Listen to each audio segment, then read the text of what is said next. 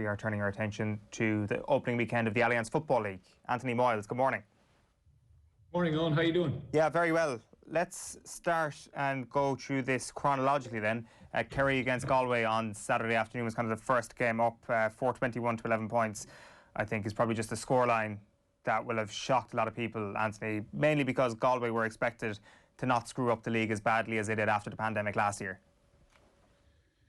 Yeah, well, they probably need to start over because, like, I mean, the one thing you can't do, I suppose, coming into a situation playing Kerry, you know, whatever about any other team, but certainly Kerry, you can't bring a lack of intensity into it. And I think Galway just kind of brought that to the party. They came into the game. There was a bit of a kind of a challenge match type feel about it in the first even 5, 6, 7 minutes. Some of the scores Kerry got, you know, Galway guys were close, but not close enough. I think they were abiding by the 2 metre COVID rule, and they certainly kept that going because, you know, just not getting close enough, standing off Clifford, standing off Paudie Clifford, standing off Spillane, standing off fellas out the pitch. And Kerry came with an absolute unbelievable level of intensity. So you had one team which was definitely deficient. You had another team who were mad keen to set a marker and put a marker down, especially after the debacle of last year. And of course that just caused the rift. And you can see what happened. Like, I mean, they just absolutely just blew them apart. And it's worrying for Porrick, because, you know, you're facing now next week a Roscommon team that had a decent performance against Dublin.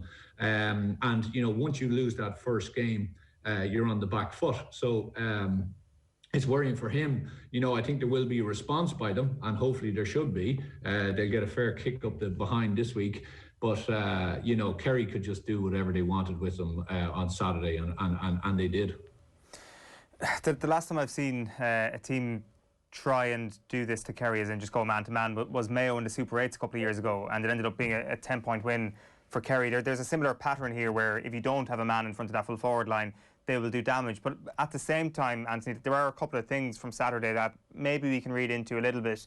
One of them is Sean O'Shea playing much closer to goal. So I think we've had conversations on the show, maybe with yourself, about where is the future of Sean O'Shea on the pitch. You see a midfielder potentially, and it's interesting. I don't think too many people saw this coming, that actually it's gone the other way, that he's gone in a lot closer to goal. He was a target man at times. There was runners going off his shoulder, and he was playing way less on the 40. He didn't really kick past the ball from those deep positions at all. He was right in the mix, and it just created chaos in the full forward line. Like, as you say, this could be just be an event that would have occurred behind closed doors with no cameras in an ordinary year. But maybe there was something in this. Maybe there is a future for him closer to that full forward line. Well, I think it's probably a thing whereby, you know, we definitely have spoken about this before, and it's a situation where, say, you know, if you've the likes of John Small, Mark and Sean, you know, John is very adept at obviously sticking right with you and getting in your shorts, you know, and that doesn't help the likes of Sean O'Shea. He needs that bit of freedom. So, you know, when he was out at 11 and he was really being closely man-marked, he couldn't really influence the game as much. So why not then just bring him in closer to goal rather than bringing him further out the field? You know, bringing him actually further away from goal, bring him in closer to play, bring him in closer to the danger zone. So then he can actually use now his strength, because he's you can see it in him. He's really started to physically, you know, get a lot stronger. You know, you can see he's a unit now. He was always tall, but he's starting to get a big pair of shoulders on him. And so he's starting to be able to win his own ball, fend off men, kick his own score, or create. And you know, you saw that even from the first goal. He's like, I mean, I think it's a very smart move. Now, it helped them on Saturday because Moran was obviously kind of being able to play that quarterback role where he was just kind of spraying balls left and right. That would be a different kettle of fish if Moran obviously was in the middle of Croke Park having to actually man-mark, say, someone like a Fenton or, you know, McCarthy or someone like that, whereby he was now having to actually be up in another midfielder's face. So I think it's a great idea, you know, and it's something that they're trying to unearth. So if they find O'Shea in a situation where he's not really influencing the game enough, well, then they can switch him in and maybe put a bit of speed out on that half forward line, just to win a bit of ball. But what was really evident, Owen, is the fact that of the forward power that they had, you know, the two Clifford lads, Spillane himself, Like, I mean, that is 4 forwards that, as a defender, you'd be having nightmares going to bed the night before a game, thinking, how are we going to look after these boys the next day? Not to mention Gainey as well. Well, yeah, like, I mean, Gainey will do everything that he's always been doing, you know, and I like the idea of him. Like, there's definitely going to be, like, if you remember a couple of years ago, obviously Dublin were doing this. They were one of the first to bring this rotation system, whereby after a score, you know, depending on who took the score and who was in close to goal, that person would just stay in. So you could end up marking, like, I remember one day you might be, you know, you start on Alan Brogan, the next thing you could be on Bernard Brogan, you could have, you know, Conal Keeney on you could have someone else.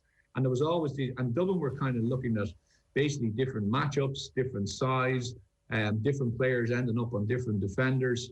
You know, you might have a really speedy guy on a bigger guy, whatever it was. But the whole idea was that they were just trying to confuse the defence. And certainly Kerry now have the ability that they can just put forwards anywhere they want and cause mayhem. Has football arrived at a place where kick passing is now officially back in, Anthony, or is this everybody showing up and they're like, the weather isn't too bad for the league, let's kick the ball a lot? Because it was certainly a rare sight to see Tyrone show up and be like, yeah, we are kicking the letter off the ball today, which was brilliant, don't get me wrong, and I know it's new management, but it's just curious, isn't it, that we're seeing a hell of a lot more kick passing. Joe, it was great. It was absolutely fantastic. I have to say, it was a fantastic game. I was really impressed by it. You know, and I know there's plenty of the hurling crowd are bemoaning the fact of the changes in hurling. Now, there's a couple of rules. I can't stand the offensive mark. I still don't like it. I don't particularly like the marking around midfield. I don't like the mark anywhere, to be honest. I think it, and you can see it has an awful. It creates a stop-start situation and removes obviously a lot of intensity. And look, I hate the fact that even as a defender, you know, like, I mean, if a forward wins the ball in front of you, you know, he still has an awful lot to do. So you may have lost that first battle that he has won it.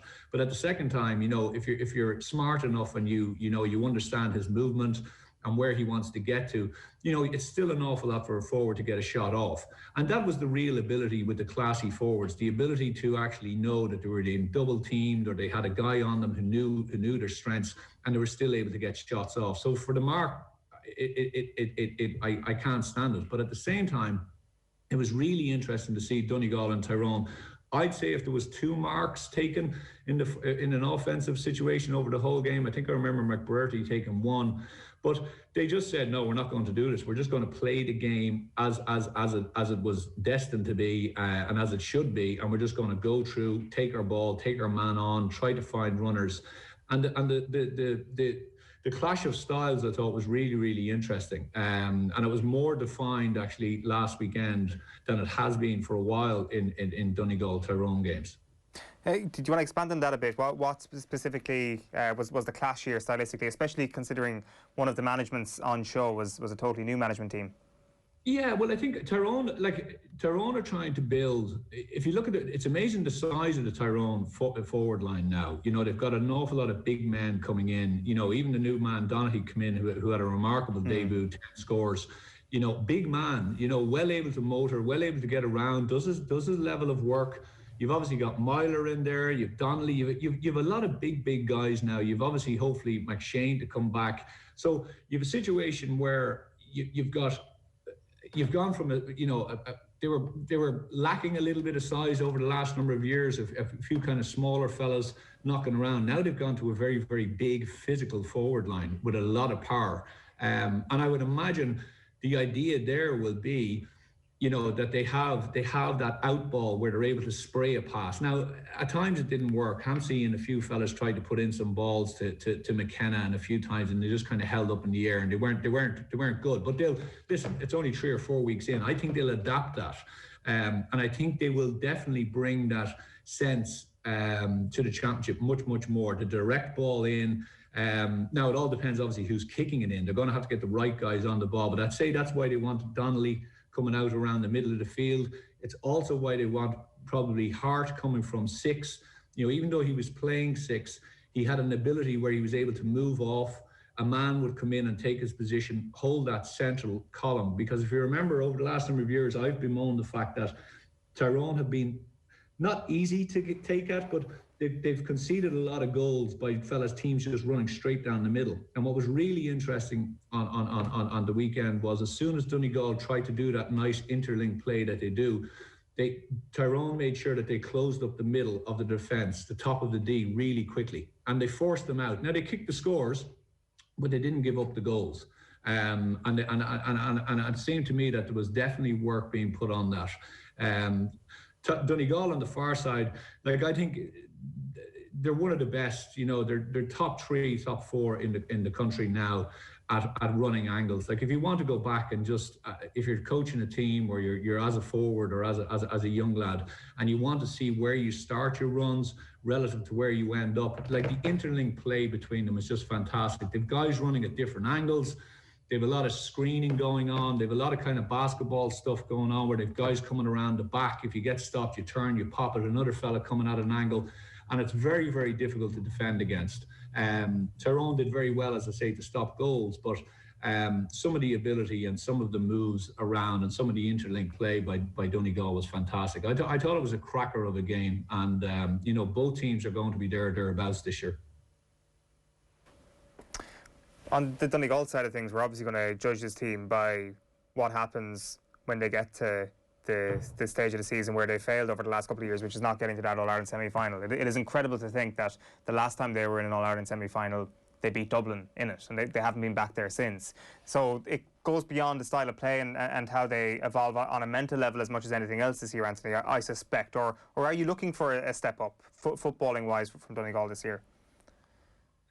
Yeah, like, I think they've been unlucky as well, Owen, to be honest. You know, they've been hampered by a few big injuries over the last number of years. Like, Murphy is playing very, very well again. The talisman of the team, you know, there's not much more you can say about that guy, but I think they've brought a lot of speed to it. You know, some of the new guys that came on, or who were on Saturday, brought some massive pace to it. They have that ability to carry the ball. They can kick it as well. But I think they've got a number of kind of different, I suppose, darts that they can throw between whether they're playing Murphy inside or outside or whatever it is.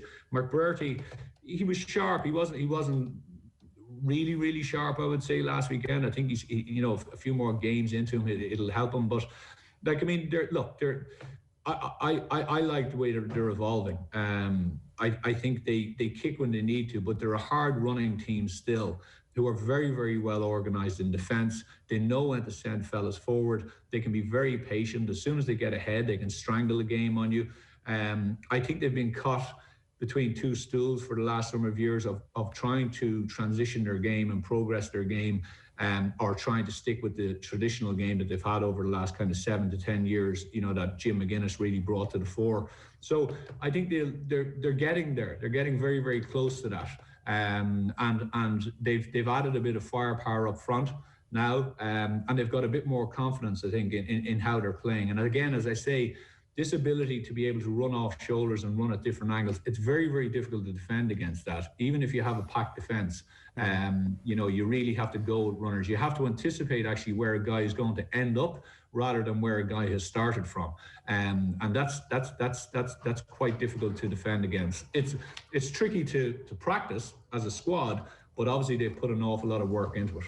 On Dublin then, yesterday, Anthony, like, they put up 122 in a game, and it could have been more, but it's also the sort of performance where you're looking, say if you're talking about Galway gifting Kerry a heap of goal-scoring opportunities the other day, it feels like Galway or Dublin do not need to be given that gift to put up a score like 122. They will score 122 against you regardless of who you are, regardless of what star defenders your defence is actually made up of. It is a routine thing. It comes from years of experience with these players coming in and playing together in training. And Cormac Costello, I think he scored as much as Clifford actually in the end yesterday.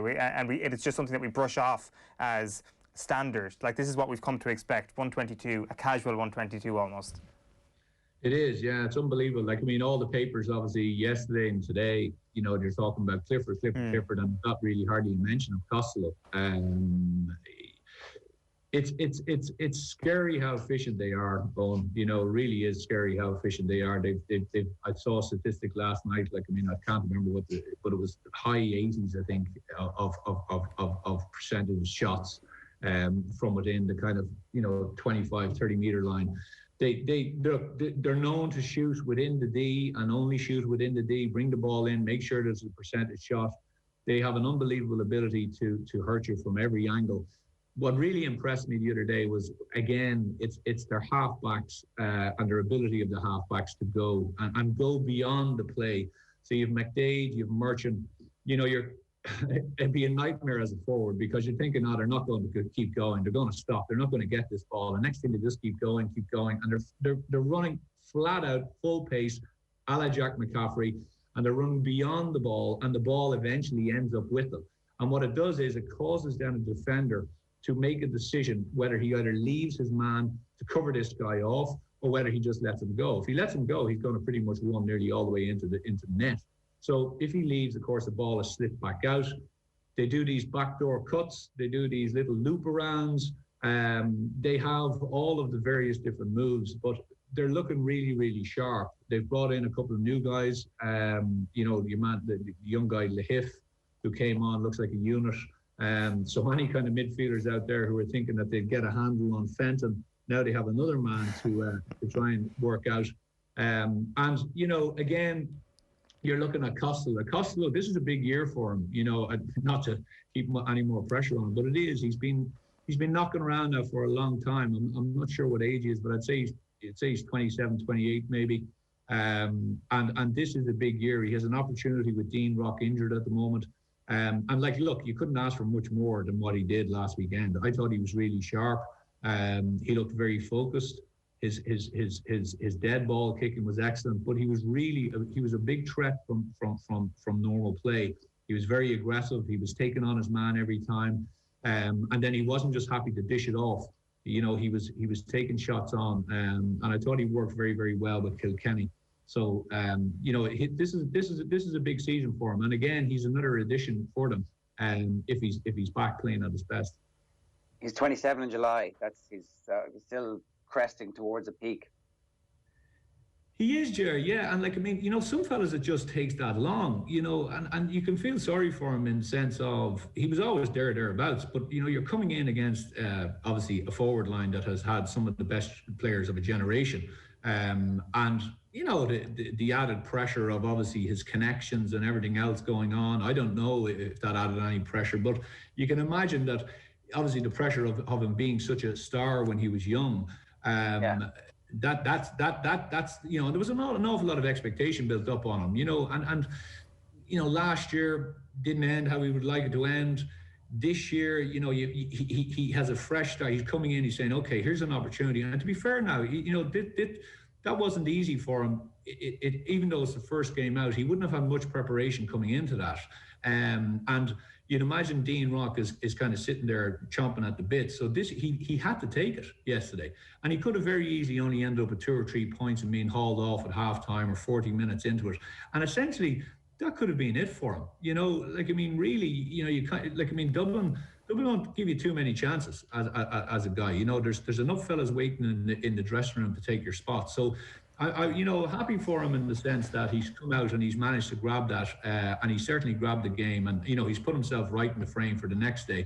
But the next day is the big one for them. This is going to be. It's an awful pity we can't all head down to Thurles and stand even, I don't know, on top of the stand or something, or get somewhere around, because this is going to be an absolute cracker next weekend. Like this, I know Owen won't like me for saying it, but Kerry are going to leave some markers down next weekend, and this I believe Dublin will be primed for this. This could be an absolute rip roar. There was friends of mine sitting on the wall in Tralee on Saturday afternoon, and they've already looked into getting a cherry picker to get on the wall in Thurles this Sunday. This is a match of that importance. Anthony, I know you were impressed with Armagh as well. We'll have to come back to them another day because we are straight out of time at this point. But thanks a million for taking the call this morning.